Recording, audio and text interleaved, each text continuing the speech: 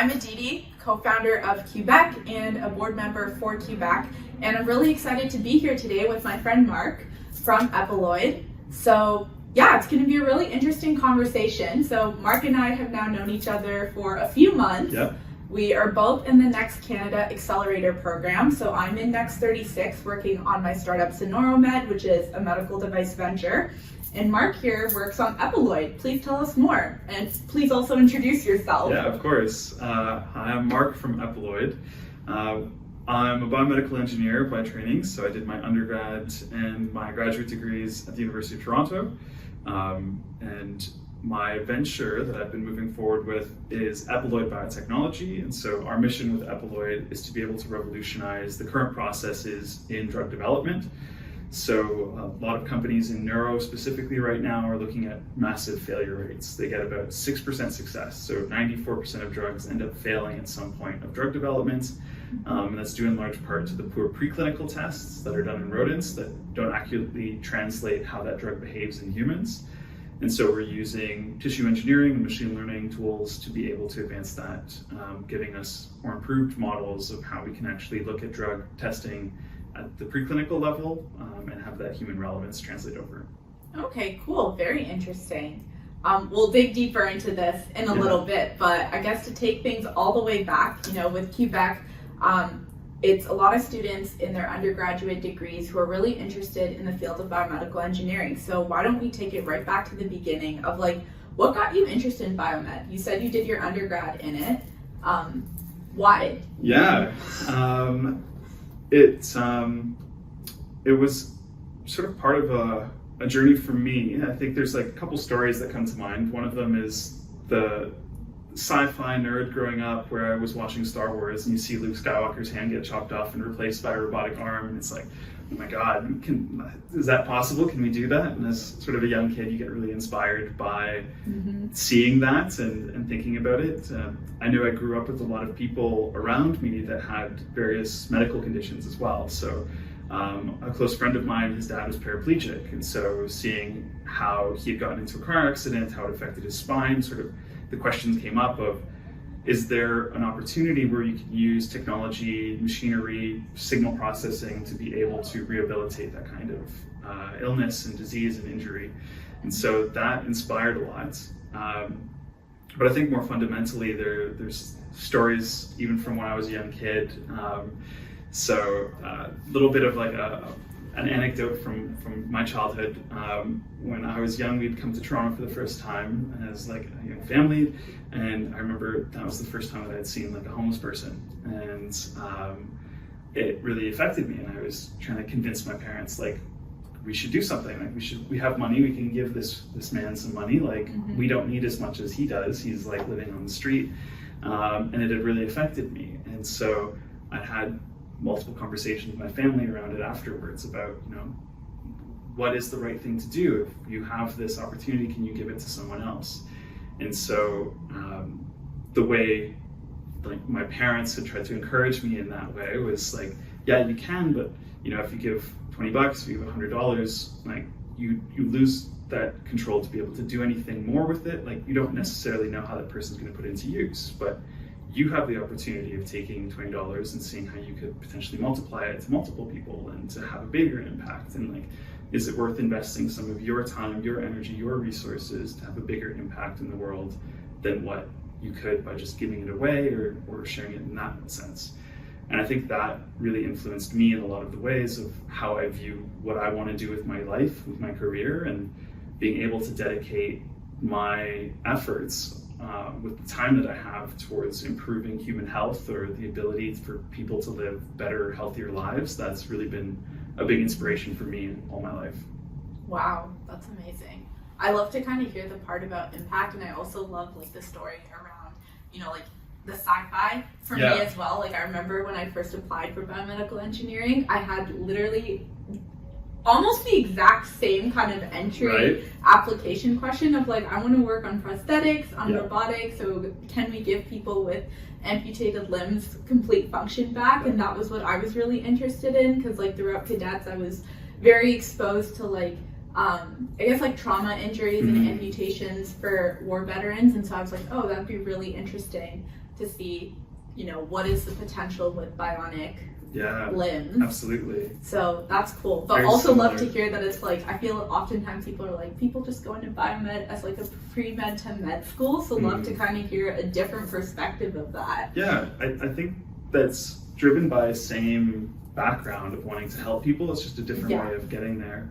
But no, I think very similarly, the intelligent prosthetics was something that I think was really big when probably we were both growing up as well. So to have that influence, and then again, the sci-fi nerd of seeing Dr. Octopus and being like, wow, can you control limbs with your mind? And like, that's a Spider-Man reference, but yeah, it's definitely it's inspiring. interesting to see how far technology has come so far. I don't think we're quite at that point of prosthetics, but maybe soon, you know, maybe soon. I think organoids are a really big part of it, right? Yeah, so that's been some of the more recent work. So when I started with my journey in biomedical engineering, there was a lot of brain-computer interface that I was really curious about to do that kind of intelligent prosthetics work. And so it led me down a path of neural signal processing and how we can better understand signals in the brain.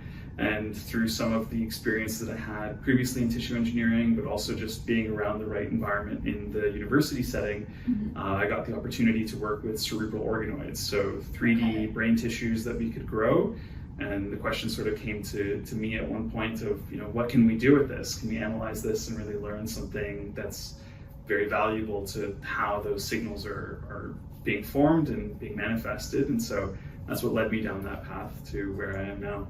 Okay, wow. So like in your undergrad, like I'm really curious, tell me more about like the program. You said you went to U of T, right? Yes. And like, I think it's really interesting to see how the biomed programs differ at different universities. So I'd love to like learn more about, you know, how was the program structured? You know, like what got you interested in like tissue engineering? What types of experiences did you also have? Like research, co-ops, etc. Oh wow, there's a lot to unpack in that. So I guess to start off, I remember I had first been introduced to the program. It's called Engineering Science at the University of Toronto. So it's a very broad engineering program. The first 2 years are general. They cover a lot of topics in a really condensed couple of years. And then you specialize afterwards into a field that is usually a little bit more interdisciplinary. So biomedical engineering, aerospace engineering, nanotechnology. So there's a few different disciplines that you then specialize into. And so I knew from the beginning that biomedical engineering was where I wanted to end up. But the program really lent itself well to getting a holistic view of engineering and then being able to tie it into a direction that was more in line with what I wanted to do in the end. So I thought that program really spoke to a lot of the skill set that I was looking to acquire of integrating electronics with mechanics and seeing how I could do a little bit of everything and merging it into that biomed space. In terms of the opportunities that it opened up, U of T has a great set of connections from across the country. And so I ended up getting a lot of access to hospital networks and research opportunities. So my journey, I guess, started at the end of my first year. I had started working as a volunteer programmer for what was a small tech startup at the time called Interaxon. They're called Muse now. They have a Muse headband that they do brain-computer interface for meditation. Wow, okay. So I had just found an opportunity through the U of T network, and they were looking for volunteers, and I signed up. And I said, this is perfect for me. So I sort of supplemented a bit of the programming work that I was doing for free with a little bit of work at my local residence. And so I got to work the front desk. I would program there, and I would get to do all the programming and send it back to the company that I was working with. But I got a lot of exposure to brain signals and neural circuitry that way. So that was very cool. And took off from there. So it opened up the next opportunity for me with Holland Bloorview. It's a kids rehab hospital. And I worked with the team that was doing a lot of brain-computer interface. So looking at how we could understand different ways of communication for young children who have various medical disabilities that prevent them from being able to communicate normally.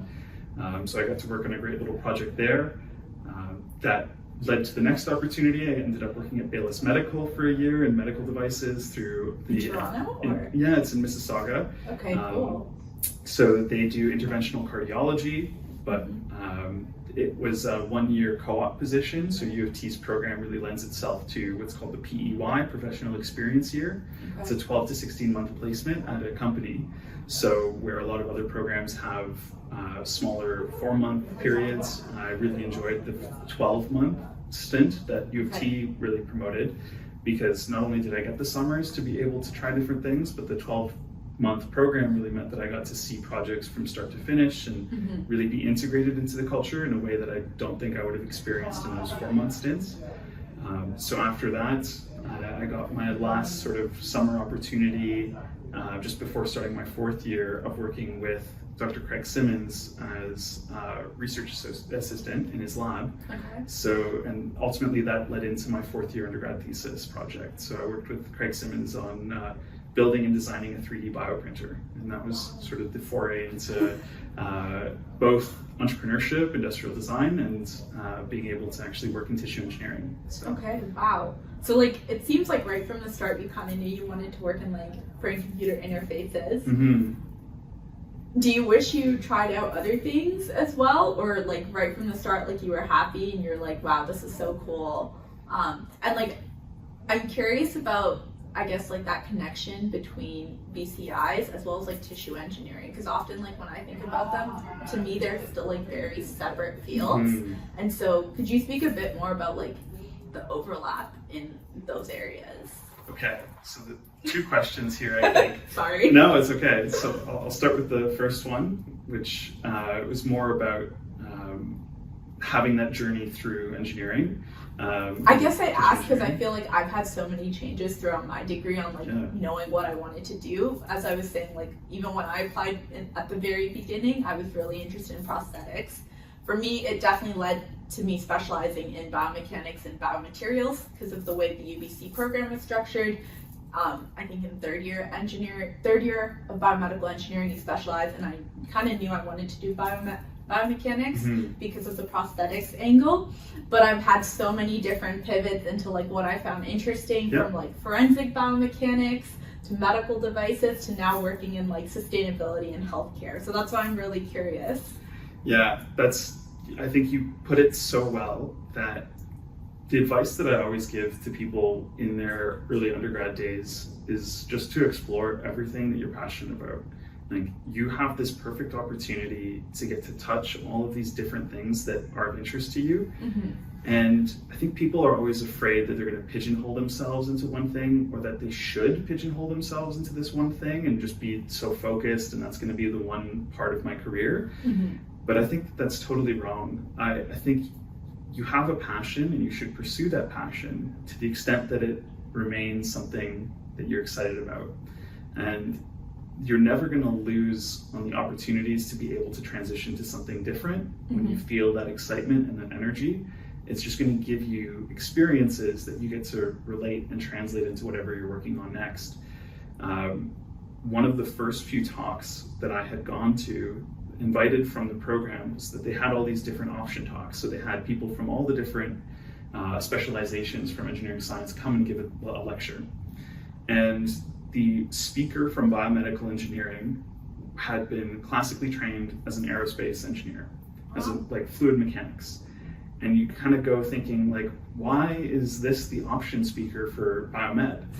And you realize that this person's education was all in fluid flow, and what they became passionate about was looking at how we could apply that knowledge to different spaces.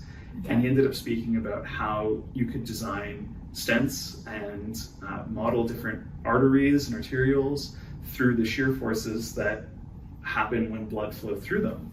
And it opened up an entire career path based on his background, his knowledge, and where he wanted to apply that in the future.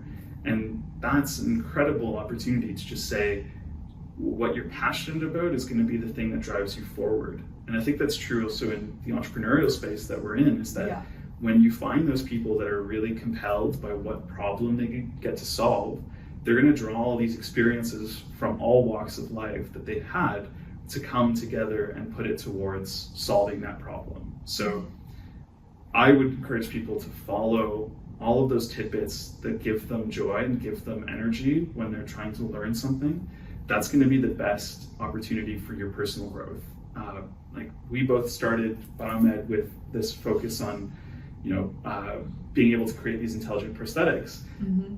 And I think we both ended up in different spaces, but that's okay because that journey led us to things that we were more excited about.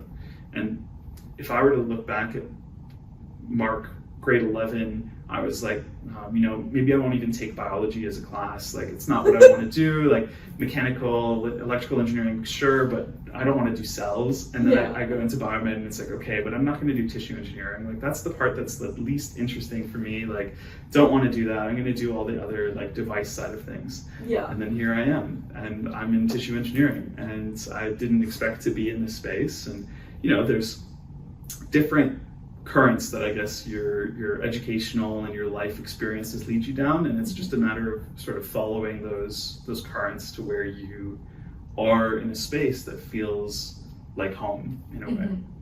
Yeah, no, I love what you said there, because it's like being open to where life takes you, right? I think often people focus in on a very specific goal, and it's really good to go all in or nothing. Yeah. In entrepreneurship, I think that's something we talk about a lot through some of our programming, is that like commitment that's needed. Yeah. But it's so open to also being able to explore the different opportunities that present themselves, saying yes to different opportunities, seeing where your passion goes, because I think we're both motivated by making a positive impact. We're both motivated by giving back to our societies, and which is what kind of led us to Biomed, and now we're doing it in these different ways, in terms of advancing medical innovation, with your focus on neurological diseases and organoids, and then for me focus more on the sustainability side of things. And it's really cool to see all the ways our paths diverge but are also so similar. Yeah, absolutely. And I think it's so cool to see people who have done serial entrepreneurship, where they will pursue a path, they're, like you said, all in, they're committed, they go through it, succeed or fail, they end up coming back to entrepreneurship with a different idea, and it might be in a completely different space than their original path. It might be something similar, but they once again go all in. And I think that commitment to exploring an opportunity to its full capacity for you personally, I think is something that's incredibly powerful, and that as a young student, that's your opportunity to get to do it. The entire environment is for you to explore different things. And so take advantage of it as much as you can. Join those clubs, meet with those people, talk to the professors in those spaces. Say yes. Exactly. Say yes to those things. Say yes. There's always a challenge of, you want to say yes to everything, and how do you figure out what is the right thing to say yes to? And I think my personal take on it is to trust your gut, that I'm very intuitive in that way. That I would say, you have this much time, can you commit to it, can you do it, and try to work off of that. But that's often a challenge for people. It is. It's balance to some degree is very key, and I know we've had this conversation, I think, offline as well, about how do we balance everything? How do we make sure we have time for everything? We're so passionate about what we're doing that often we want to go all in, but it's important to remember to also take time for our other interests, and for also our friends and our family, and just enjoying life as well. That work-life balance is always difficult. It's an ongoing struggle to try to figure out, how do you balance the things that you want to do in your personal life, the things that you feel you need to do professionally.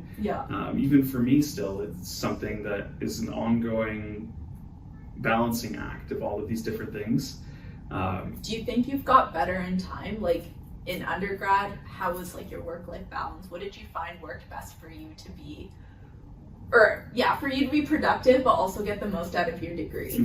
That's a great question. I definitely felt that I've improved, but not without its own failings in between. So one of the first things that the engineering science program really taught me was to schedule my fun. So I remember in high school being a student that was very easygoing. Like I could show up to class and I would have done my homework on the bus ride to school and I'd get an A and it was fine. And like that was my... You don't come across as that type of person, so that's really interesting to hear. So it didn't feel like it needed the fullest of my focus and attention, and I would do okay. When I started engineering science, all that changed, and it was very much a grind of I have way too much work for the amount of time that I have, but I know that I need to take care of myself. And I have all these opportunities for fun.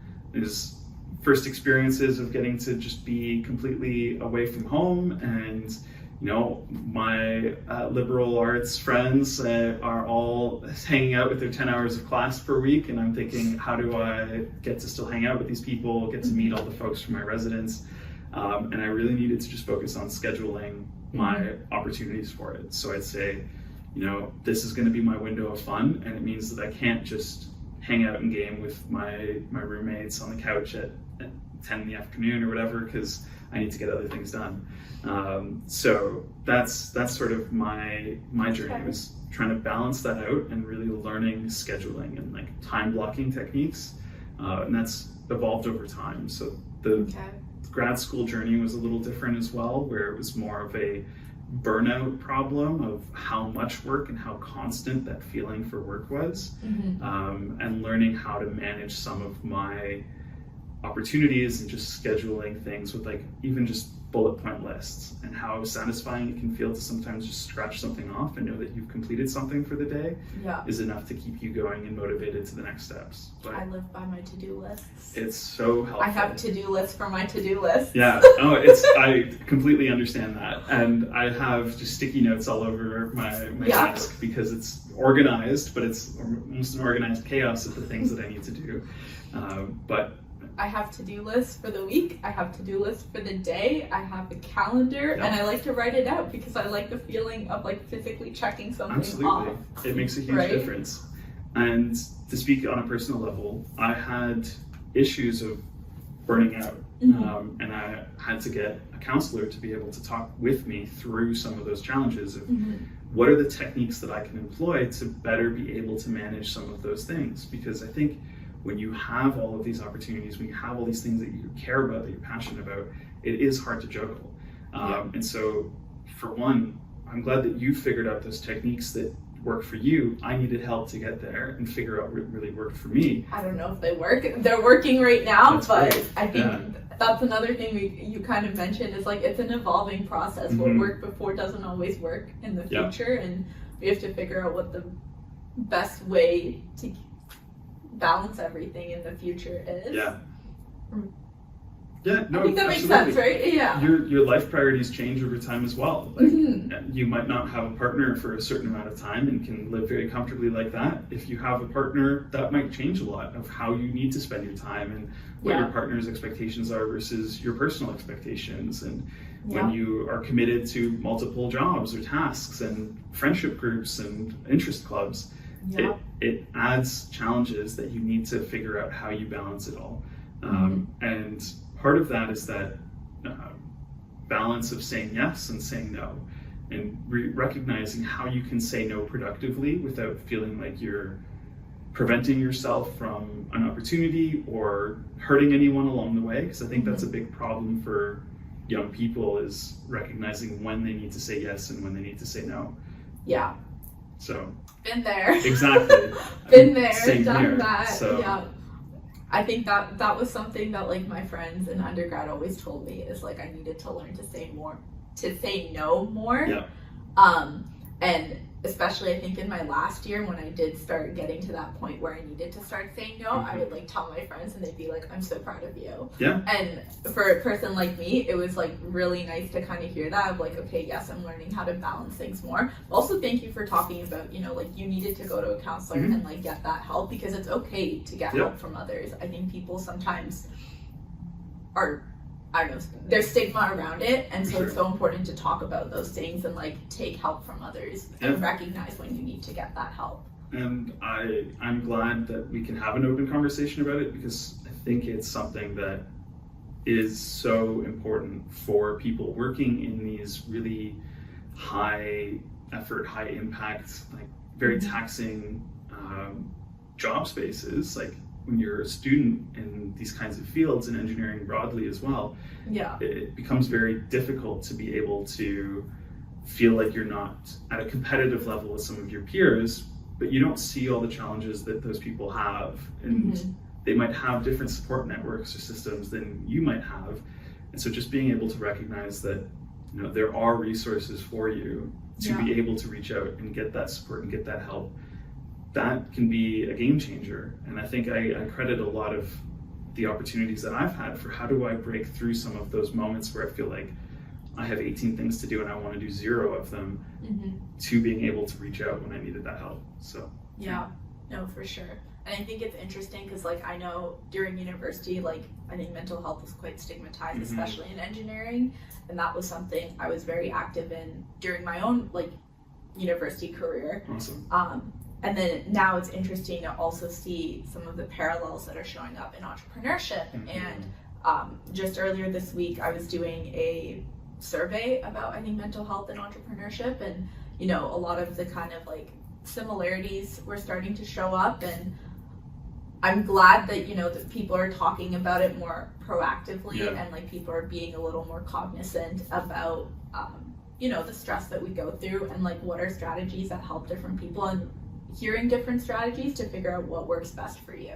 Like for me as well, I think I like that you said you schedule your fun. I'm very much the same. I'm like, you know, I like to work a lot. I think most entrepreneurs do. You know, for us, like, we enjoy what we're doing, so it doesn't necessarily feel like work all the time, but it's important to like take time for yourself. It's important to like take time to spend with friends, to spend with family, realizing what do you need. I'm someone who like is very extroverted. I like enjoy going to socials. I enjoy that like social interaction, and so for me, like, I enjoy going to networking events for that social component, and so it doesn't feel quite like work, but it can also be part of work, and it can be a very productive. And I'm more introverted, so for me, taking care of myself might just be not answering emails for a little while, and that can be very difficult because I think I just need some time to just be at my own with my own thoughts. And often it can feel very overwhelming when you have so many opportunities and different events, different activities that require you to be engaged. But to schedule fun, I also mean sometimes you just need to have that fun be, I get to sit in my room and listen to music and not really worry about what else is going on in the rest of the world, and that's going to be my time for me to reset and recharge my battery. So it's that is so important. Absolutely. Wow, amazing. I was like, I love how like deep we went into that, but it was so great. I guess like coming back to like, we're kind of talking about entrepreneurship, right? Like, did you always know you wanted to be an entrepreneur? Like, were you always interested in entrepreneurship, starting a startup or something like that? Or was this something that just like creeped up on you? I think for me, what I would say is that I've always been impact driven. So what's mattered the most to me is how do I see the work that I do translate to helping people? And so in that sense, entrepreneurship is one of the routes to being able to have massive impact for the work that I get to do. And so I don't think I actively saw it as a career opportunity until probably my 4th year of undergrad, where I had built a device, the 3D bioprinter, and I thought other people could use this and we could scale this and have different labs around the world using this. We made it low cost, really easy to assemble, and we showed what it could do. And so that was sort of the first opportunity for me to explore entrepreneurship in general. And it was useful to have a lot of different support networks from within the university and from without to say, how do I actually take this idea and get that impact that I was looking for? And so I don't think it was necessarily the main focus. It sort of crept in slowly. I'm exactly the same response for me, honestly. Wasn't necessarily interested in starting my own startup, but was really driven by impact. And once I got introduced to entrepreneurship through like a course, I realized that like this was the opportunity to have a even larger scale impact than I ever thought possible. And that's really, for me, that what clicked into why I continued down this path. especially like straight out of my undergrad and things like that. But kind of digging deeper, so you said you did a master's and then a PhD, or just a PhD? So I entered into a master's program. I did it for about 18 months, almost 2 years. And then I had decided to transfer into the PhD. So instead of basically doing my defense for my master's or the qualifying exam, I sort of skipped that and went back into the PhD. So. And was that related to this like 3D bioprinter work? Like, was that the same or was that separate? Like, talk me through that. Yeah, absolutely. So the engineering science program, the undergraduate program, is designed in such a way that you can take an undergrad thesis. And so I did that work. It was an 8-month-long project of working with Craig Simmons to build and design a 3D bioprinter.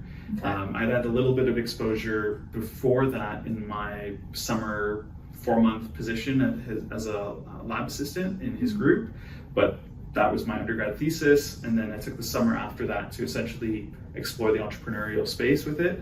And ultimately we decided to release the designs in open access, and me and the others that were working on it, we all went our own ways for our next career steps.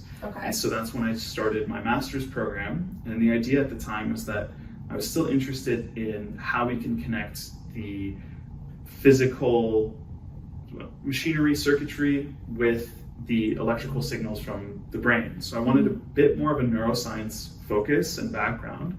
So I decided to go into a master's of biomedical engineering with co-supervised by 2 folks. So one of them was a biomedical engineer with a really good understanding of neural circuitry, and the second was an epileptologist. So he's a clinician who's working as a scientist at the University Health Network, and essentially provided more of that biological life sciences overview to the work that I was doing. So a bit of a different take on my engineering background, and wanted to have that to be able to draw from the actual neuroscience angle that I didn't get to experience as much of in undergrad.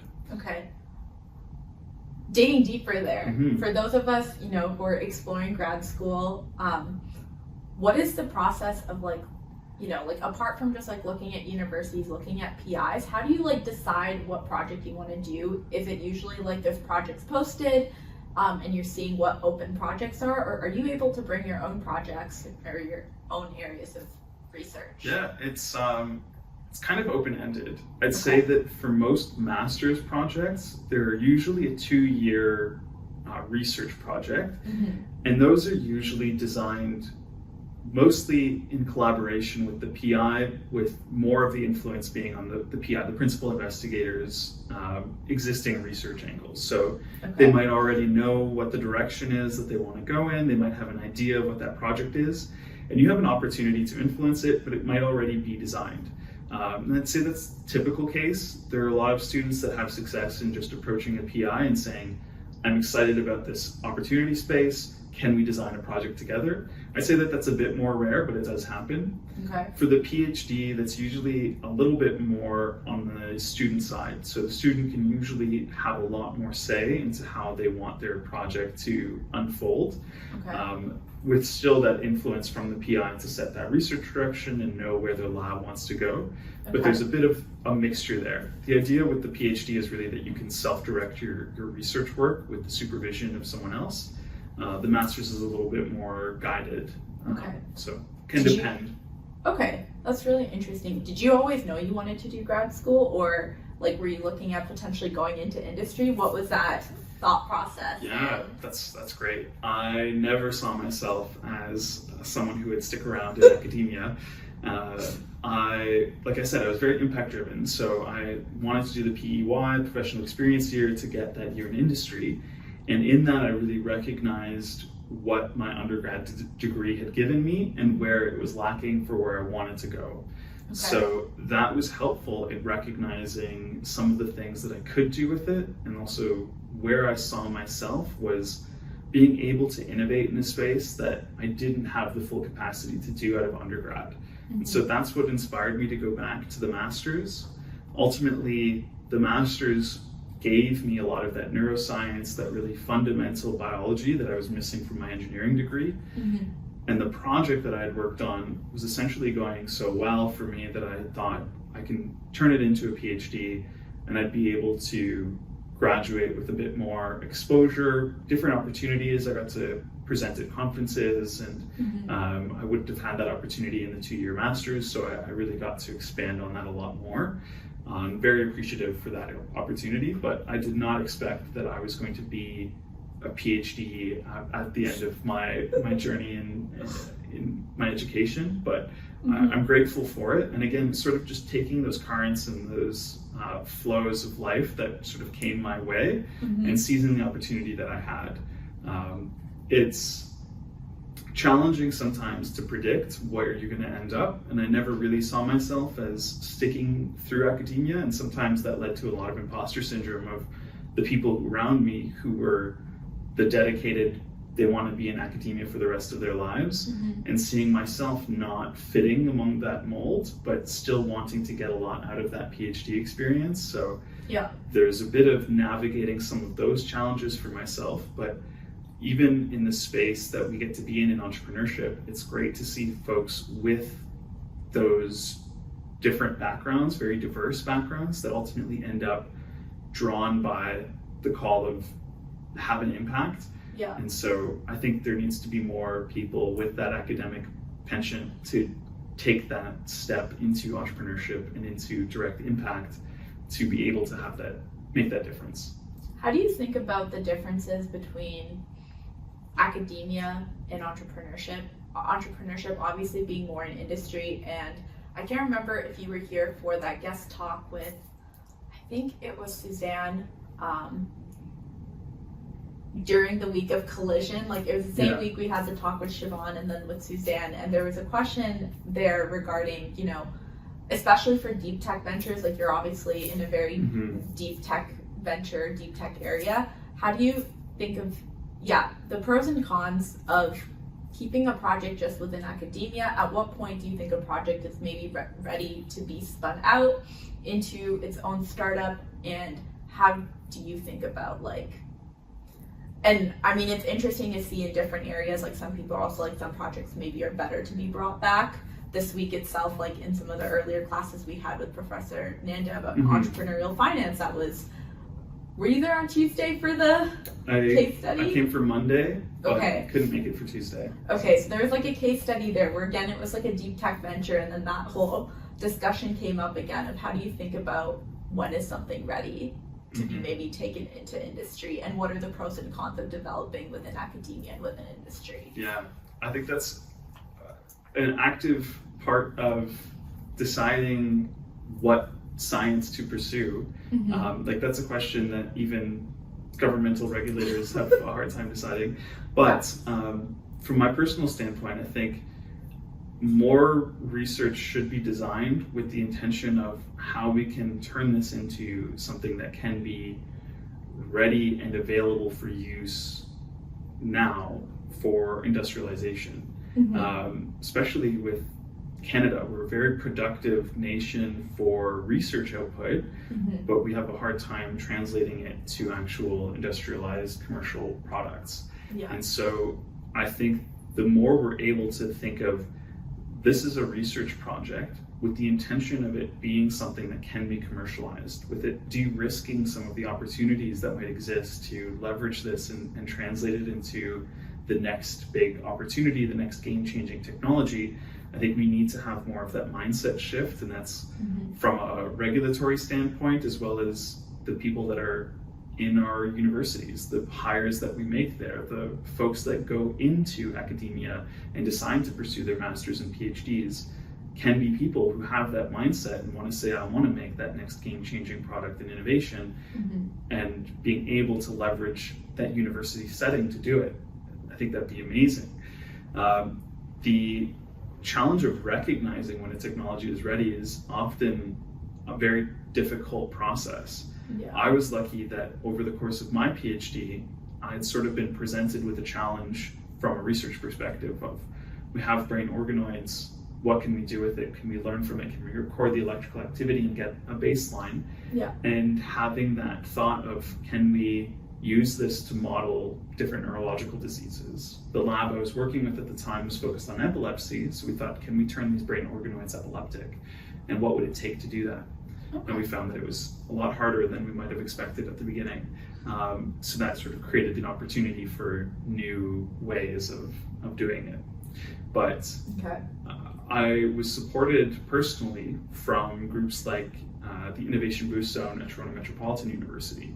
And they ran a great program called Lab to Market, specifically designed for people who are in deep tech to be able to translate and take some of their innovations and see what that market opportunity was to commercialize. And so the focus for the program at the time was talk to people, get 100 people, document what they have to say about where their problem is and what your technology could do to help save that problem.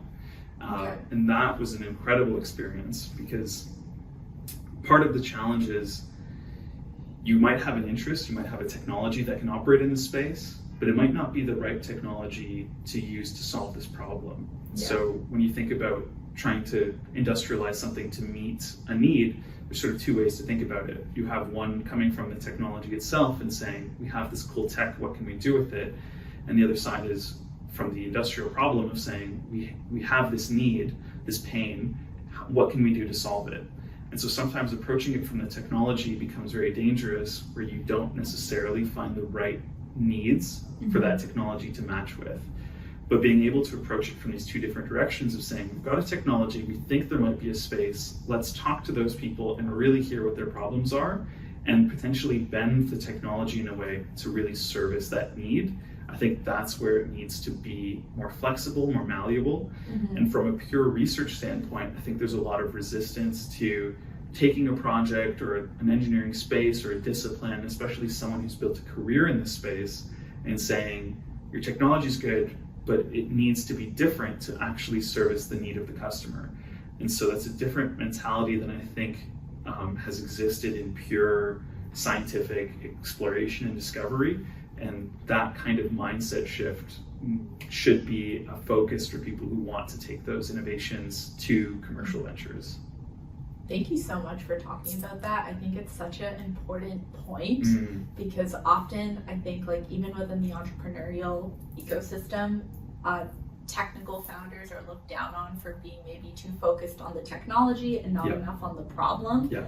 But I always found, like, throughout my engineering degree that, like, there was such a heavy focus on doing good stakeholder research, right? Doing good stakeholder consultation, really understanding the users and the customer's needs and requirements. And obviously, like, there are differences between the design cycle. Design process. Design process. Like, there's a lot of similarities between the design process and also, like, some of those early stages of trying to establish a venture. And the first part is just doing, like, really good stakeholder research, understanding the needs and requirements, but having it be iterative, right? Like, it can't just be like talking to them at the beginning, thinking you know the needs and requirements, designing a solution, but like working with customers, working with users in an iterative manner to ensure that you're meeting their needs and requirements, you're adapting the technology to solve it. And it's really great to hear that the Lab to Market course really, like, focuses on that and really, like, pushing researchers to get out and talk to the customers, essentially, right? And see, like, where is the best application of this technology to helping solve society's problems, because that's probably why most of us went into any STEM field, is like, we want to help solve problems. There's a very interesting discomfort that I think you get used to in engineering through that kind of process. Like, iteration by itself is you do something and it's not perfect, and one way of viewing that is a small failure, and you get very comfortable with small failures. And I think that lends itself really well to entrepreneurship, of being able to try something, have it not succeed the way you'd want it to, and learn from that experience and then move on to the next step.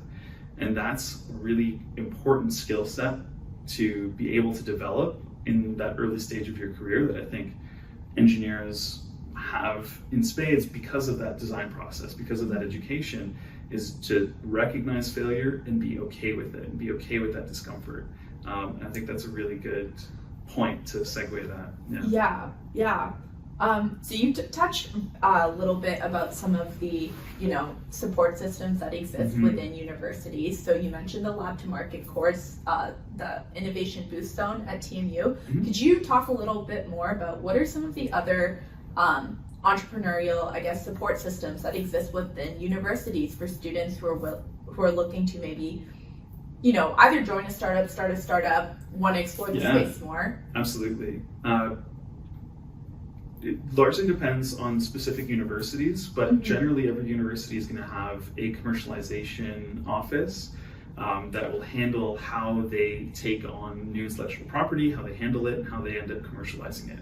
And I'd say for students that are interested in exploring that path, to become friends with that office, even just to have a conversation around how do they structure their intellectual property agreements with students, with professors, with postdocs, and other graduate students. Because you can really learn a lot from that process of how do you take these innovations and grow them in the right direction. There are often a lot of support mechanisms that those kinds of offices can provide. U of T and Toronto Metropolitan University have a lot of offshoot centers and focused groups to be able to advance specific technologies, and some of them are general, like across the University of Toronto community or TMU community, and others are very focused in on specific sorters. For example, with University of Toronto, they might have H2I, which is their health incubator and accelerator program. They have the Entrepreneurship Hatchery, which is specifically for engineering ventures. But they have different communities and hubs that can help support you through all kinds of different ventures and startups. Okay. So it's a matter of connecting with those groups and being able to explore what those specific opportunities might be for you. Yeah. Like UBC as well, they've got entrepreneurship at UBC, and then within the, Vancouver ecosystem as well, there's a few different groups. We're both here currently at the Next office, so, recommend Next. They have a lot of different programs, and there's definitely a lot of support systems throughout, I think, the Canadian ecosystem, and more coming up to help support people. But I think the university based entrepreneurship incubator accelerators are always a really great place to start. Absolutely. And explore it further. If you're working from within a university, those are great hubs. Outside of it, there are regional tech hubs that exist all across the country. And then on the national level, there are programs like Next Canada that really support innovators from across the country. So there's a large range of different spaces that you can look into. And honestly, again, taking sort of a note from before, explore as many of these as you can. They might not need to happen all at once, but things like the Creative Destruction Lab, CDL, is a massive program from across Canada that can help innovators accelerate their innovation, be in front of a bunch of angel investors and VC investors, and so that can be a great opportunity for people when you're at that right stage. Yeah, for sure. Another good one is just, going to the events, talking to other founders, entrepreneurs. Most of us are always willing to talk, we're always willing to chat, so that's always a great way to learn about, how they got started and how they found the resources. I think in the biomed space, it's really interesting to also learn about different, there's different biomed innovation fellowship programs as well that exist. I mean, there's a lot of programs like that. Sometimes we don't always realize because, they might not be at every university, but they're definitely there, and they're a really great way to just learn more about the program and maybe start down the road. Exactly. And folks from those entrepreneurship or commercialization centers at your university should be able to connect you with a bunch of those different programs. Yeah, for sure. Okay, so I feel like we've talked about a lot of different things, and it's been really, really interesting. As kind of to help summarize the conversation, did you think you would be doing what you're doing right now 5 years ago? I had absolutely no clue that this is where I'd end up, and in a way, like I said even before, I'm surprised that I ended up in biology if I were to look at myself from high school. So I would have had no concept of what this field was even 10 years ago. So it's amazing to think that I'm here now. Yeah. Probably 5 years ago, I had a little bit more insight into the space just because of my PhD background and the kinds of projects I was working on, but yeah, it was impossible to think that I would be running a venture and to be at the level that we're at now with pilot studies that are supported by different international pharmaceutical companies. And so really wild to think about where we are today. And I try not to worry about, what's going to happen 5 years from now either. It's just trying to follow those currents that life takes you down to leading to something that I'm excited about. Okay, nice. You took my next question. What are you going to do 5 years from now? Hopefully continuing with Epiloid and really turning it into that powerhouse that we see for providing that kind of next generational insight and drug development pipeline. So we want to really be that partner from start to finish of new drug development in neuro. And so that's where I aim to be 5 years from now. Nice, love it. I guess kind of taking it back, in the last 5 years, you said you didn't necessarily know you'd be doing Epiloid the way you are. What for you was like, I guess, the trigger point for like, you know what, you're going to take the risk, you're going to start Epiloid? Like, was there anything that like was like, yes, I'm doing this? Or was it a more gradual process? Because, I feel like, again, in a lot of our programming here at Next, we've often talked about commitment. We've talked about sometimes entrepreneurship feels like you're jumping off of a cliff, and it can be scary. What led you to make that jump? No, definitely there was a point.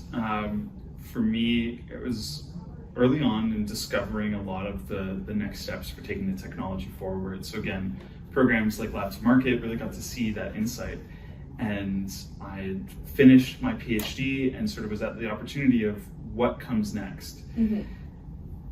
Through a bunch of just talking with the people that I care about in my life, as well as really understanding the problem space that I wanted to work in, that was where I said, I don't want to regret having missed this opportunity right now and sort of given it up. This is my time to take that leap of faith and try it. And succeed or fail, I'm going to design the right opportunity for myself to learn as much as I can from it.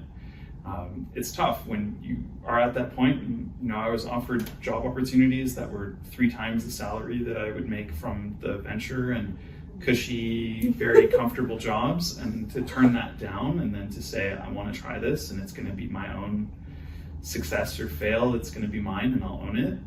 That's a really risky jump to take, but I think it's one that's incredibly powerful. And if you have that opportunity, then I think you'll always appreciate that in yourself for having challenged yourself through it. Yeah, I agree wholeheartedly on that. Like, even for me, there was a lot of options, but definitely found that I was really passionate about the problem and didn't see enough work being done in the space that I'm in, that I was like, you know what, let's take this leap, let's try it. Worst comes to worst, jobs are always there. Exactly, that's exactly it. I think when you're in this kind of space where you're technically talented, you have a skill set, people are going to want people with your expertise, and you recognize that there's a need, that there is something that's not being met, that's a perfect opportunity for you to jump in and not be too afraid about the technical challenge necessarily, because you have a skill set that is as a problem solver, and you can use that and just even to think of, I need to find the right people to bring in to make this problem solved. I think that's a really powerful skill set as well. So part especially of it, at like, I guess, for our audience and even for me when I jumped in this, like when you're so young, you have the rest of your career, and sometimes people might think that like, oh, is it a risk I'm willing to take right now? It's a big risk, but you're young, you always have time, it's okay to make mistakes, it's okay to take time, and again, worst comes to worst, like succeed or fail, like you're gonna learn so much, you're gonna grow so much that it's a risk worth taking. Design for it. Like, I think the whole idea around the concept or conceptualization that people have around entrepreneurs is that they're risk takers. But I think one of the insights even from the Next Canada program is that entrepreneurs are risk takers, but they're risk takers that have plans for how they take risk. Calculated risk. Exactly. So what is your opportunity space? What is your time that you're willing to give to yourself to try this out. Mm-hmm. And if it's, I have enough of a budget, a salary to keep myself surviving for a year, 2 years, and I can try it, or, you know, my company's going to be a PowerPoint deck for a few months until I can learn this skill set, be part of these kinds of communities and learn how to raise capital, learn how to raise funding. What is the equity I'm willing to give away to be able to buy myself that opportunity right now? Mm-hmm. And I think those are the questions that you can ask yourself to plan for the risk that you're taking and to give yourself that cushion and safety net as you go forward. Okay, welcome back. Also, we were having a few technical difficulties, so you will notice that our framing is slightly different than before. But anyways, really interesting conversation so far. I think my next question for you is more along the lines of like, where do you see the future of biomedical engineering? Where do you see the future of healthcare? We both kind of work at like, I guess, the forefront of medical innovation, biomedical innovation, and what are some of the trends you're seeing?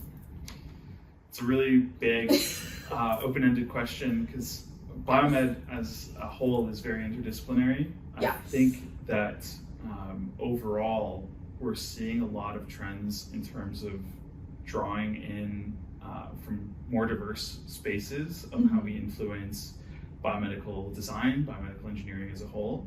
I think there's been a huge impact that AI-enabled technologies are coming to impact biomedical engineering as a whole. So you see it in AI drug discovery and drug development. You see it in terms of how we process healthcare data and information. So with electronic health records and being able to predict which patients are actually higher risk of certain disease types.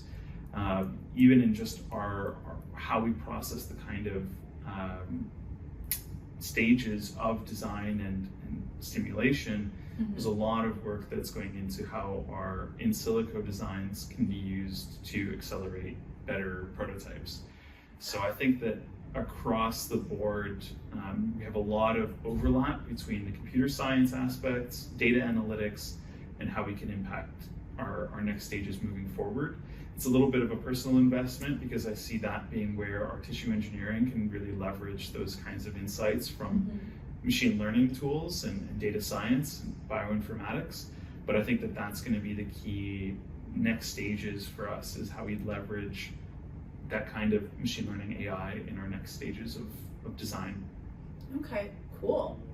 Yeah, I guess for me, I'm biased in that I think, there's a lot of innovation definitely happening in AI, and so it will be interesting to see this next kind of generation of medical innovation, which will really leverage AI as, our entire society works to leverage AI to improve efficiencies and things like that. I think, with the year currently being 2024, there's obviously a lot of focus also in climate and clean tech. Yes. So I'm really hoping to see more innovation also in that front of how do we improve sustainability within every industry. So that's my own biased perspective because that's where I am, but I think it'll be really interesting to see how technology is leveraged. Absolutely. Because even for us, while we're focused on a very specific problem, we're looking at how can we use AI to improve our technology, improve our efficiencies, improve our offering. For sure. So, I think one other aspect of where we see trends in the industry is actually enabling a lot of more women-focused applications. So being able to better understand women physiology, because historically it's been underappreciated, understudied, and really having opportunities to leverage that kind of insight, I think is going to be something that can make a huge impact and revolution for healthcare in general. Yeah, for sure. It's been really interesting and so nice to see all this work that's being done in essentially femtech as it's called, right? And really excited to see where it goes from here because it's definitely an underserved market. But yeah, very cool. Okay, my final question for you is, if you were to go back in time, what would be, maybe 3 pieces of advice that you would give to your younger self, or that you would like to give, current undergrad students, or just students interested in biomedical engineering? And maybe also in entrepreneurship. That's It's a loaded question. It's a lot. I think what has helped me the most, and what I would want to remind myself, or to give myself that reassurance, is that I could pursue the things that I was passionate about at the moment, and that there's nothing wrong with that. That is what will drive me to the next steps. And I think in life you'll have tons of opportunities, and it's a matter of choosing the ones that you want to pursue and putting yourselves in those situations. There are so many opportunities that I would not have ever expected have come my way, but it's a matter of the kinds of connections that I made and who I was as a person that led me down those paths. So like one little anecdote that I can share is that I had done my 4th year of undergrad. I had applied to be a master's student, but I hadn't yet found a supervisor that I'd really gelled with. And so I had gone to through some of the engineering buildings, and I was just walking back home through a different path, and I stumbled across one of the professors that was my 4th year teacher. He's my instructor for 4th year, and I had come across his office. And I'd never walked down this hallway before, didn't know that this is where his office was, but I took a moment to stop, and I just knocked on his door and said thank you. And I said, hey, really appreciated that you were my instructor. I wrote a letter of reference for me because I was really interested in his course, and I said, I really appreciated it. He said, have you found someone that you want to work with yet? I said, no, not yet, I'm still looking. And he was just like, Mark, I think you'd be an ideal candidate for this person. You know what, let me call him up for you. And that was the kind of opportunity that led me to my next stage. That was my PhD supervisor in the end. Mm-hmm. And so it's a different path that I ended up taking that was more on who I am as a person, and that felt more authentic because it was a personal connection that reflected the value of who I was as an individual, rather than just getting a 93 or a 97 or whatever the grade was that I would have needed to get someone's attention and interest. Yeah. It was about the fact that I was present in those classes, I was asking questions, and I had bothered to knock on the door and see if he was in, to say hello and thank him. And I think those are the things that I would want the next generation of students to do, is be authentic to yourself, follow the things that are really your passions, your interests, mm-hmm. and then don't worry about the noise that comes up outside of that. Compare yourself to your former self and where you want to be in the future, and not to the people around you, because I think that they're going to have different paths, and there are things that you can learn from all those people for that you can appreciate in them, mm-hmm. but your personal journey, your personal growth is going to be individual, and you don't need to worry about what that next person's doing, that they got a better grade than you, because that path might not be what you really want for yourself, and that you're going to carve that through the interactions that you have by being your own individual. So I think that's a message that I needed to hear early on, having gone through a lot of imposter syndrome from being in a place where I saw all these really talented, very smart engineers working on amazing problems. Mm-hmm. And I had not felt that I belonged in that space until, I started to think about what it was that made me unique, and hearing from my peers that they were looking to me for certain things, that I became a leader in their eyes when I didn't know why I deserved to be in that space. And I think that that's really impactful, is you're there for a reason. You're in this program, you're in this learning environment because you deserve to be, and it's a matter of what sets you apart and what is your personal journey to carve for yourself. Yeah, that'd be my key piece of advice. But yes. No, thank you. Yeah. That was really inspiring. That really was. And I think I really resonate with be authentic to yourself and, focus on what your passions are. There's never a linear path. There's never a right path. And you really just need to, I think to some degree, go with the flow and be open to where life takes you, where the opportunities are, and, just focus on yourself and being your best self. And I really loved what you said at the end about the the imposter syndrome, mm-hmm. Throwback to university. I was involved in mental health initiative to help advocate for mental health for engineering students, and I remember I hosted this one event I'm really struggling to remember what I called it, but I really loved the name at the time because I'm all about punny names. Nice. But essentially the goal of that event was focused on like reflecting on yourself and what are the things, like I think we always look to others and think like, oh my God, you're so smart, like you seem to have your life completely in control, and we never like look at ourselves to be like, what are qualities in us that other people are looking at as well. We just like put ourselves down, but it's so important to also just like self-reflect and recognize that there's actually probably a lot of things within ourselves that people look to us for as well, and just like appreciating that instead of just always being our harshest critics. So what you said there like really reminded me of it. I'm gonna find out that event name and I will tell you, because I was so proud of that name at the time.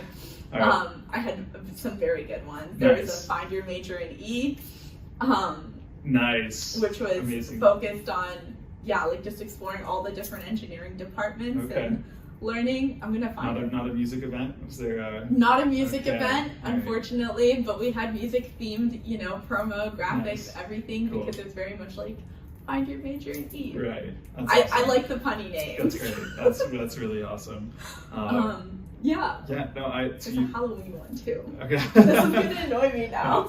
All right, you'll send me a list of these events. I will send you a list of these events. Yes. All right, we'll think of some other names. We'll have to think of a punny name for this one as well. Yeah, we really will. Okay. You had a point that I'm now trying to walk back to because now I'm distracted by puns.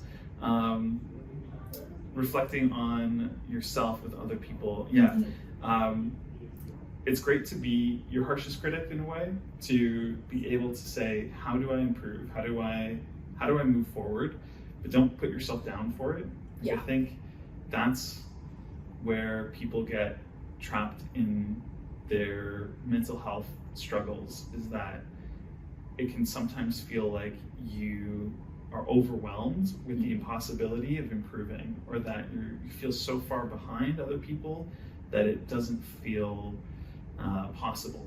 But I think what really stands out to me, actually this is an engineering quote, when you get your iron ring, you go through the iron ring ceremony, and one of the things that they talk about is that you are among your peers who are your equals and your betters. And I think that's a really powerful thing to think about,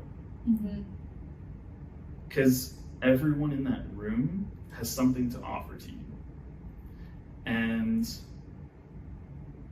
to consider yourself among those people.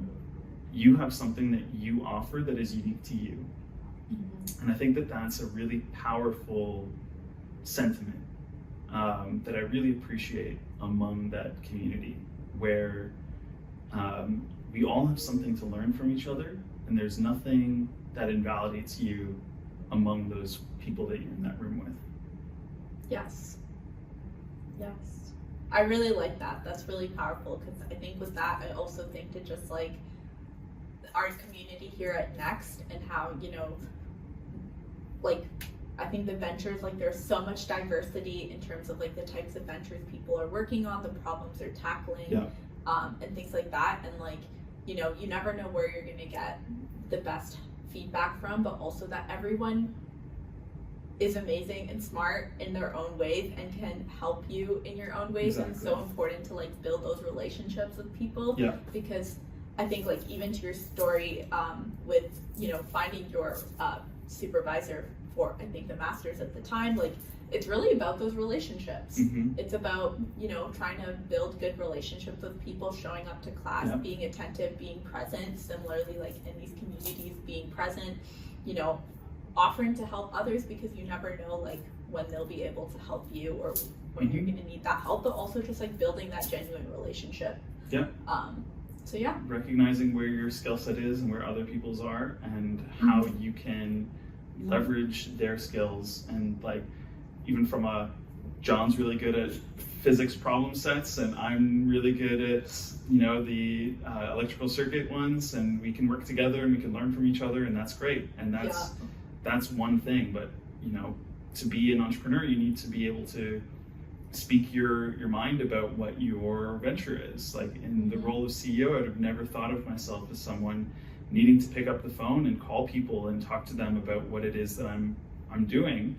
Yeah. And there's a barrier there that I just needed to get over in a way, or to recognize that that's a skill set that I have that maybe my chief technical officer might not have, or that the computer programmer that I've always looked up to, the top of the class, like they might not have that level of comfort or that ability to do that in the same way.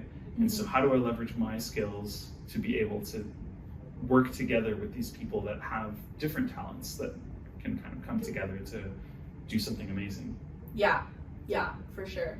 Like, especially I guess in entrepreneurship, not always, especially as technical people, we don't always realize the importance of like accounting and budgeting and financials and marketing and a lot of these like business things that like for us it's just like, I mean, we never really learn it as part of our degree, but then like once you get into the entrepreneurship space, realizing like how important these things are, and like, you know, yes, we have to learn it for ourselves to be able to apply it, but like, you know, you can also get help from so many people with it, and just building those relationships is like so helpful. And I think even just within like our community, like it's like you graduate, you know, you and your friends, you're all kind of going into different career roles, and like just continuing those friendships, because you never know where life will take you. Exactly. And being able to like reach out to them again, I think is super valuable. Absolutely. You mentioned a lot of hard skills here about like budgeting and finance, but there's a lot of soft skills in that of how do you manage relationships? How do you talk to people? How do you make people feel when they're around you? And I think that that's such a powerful thing to reflect on for yourself of who am I in that space and what do I provide to people? And that's a skill set in itself that is almost more difficult to train, because you can't just take a class and really adapt it. It needs to be self-reflective. And I think there are some people that are going to be very good at the soft skills and being able to recognize that and build them in themselves. And there are other people that are going to take a harder time. And I think in much the same way, some people have a harder time with the hard skills, the finance, accounting, and will have an easier time with others. So anyway, just it takes a village to build something with an entrepreneurial venture, to recognize where you fit into that, what you can offer, and what you need support in is going to be helpful for your career and your journey, regardless of entrepreneurship or anywhere else you decide to take it. Yeah, for sure. Amazing. Well, thank you so much. This was really, really great. I've like really enjoyed our conversation, and this has been so interesting, so inspiring. I'm sure students will also be very inspired by this, so thank you for joining me. Awesome. And pleasure to be here, and I feel like every time we chat we always have a lot to discuss, and it always is really helpful. So we could like keep talking forever, but in mindfulness of time, this has been really great, and thank you. And I'm really excited to see, you know, where Epiloid goes, but also like, you know, everything that you do, and you know, we will stay connected for sure. Absolutely. Well, same. And pleasure to be here. Thank you so much. And okay, thank you. And hope you guys all also very much enjoyed this conversation as much as I did. And stay tuned. We will be doing more podcast episodes. So thank you. Bye.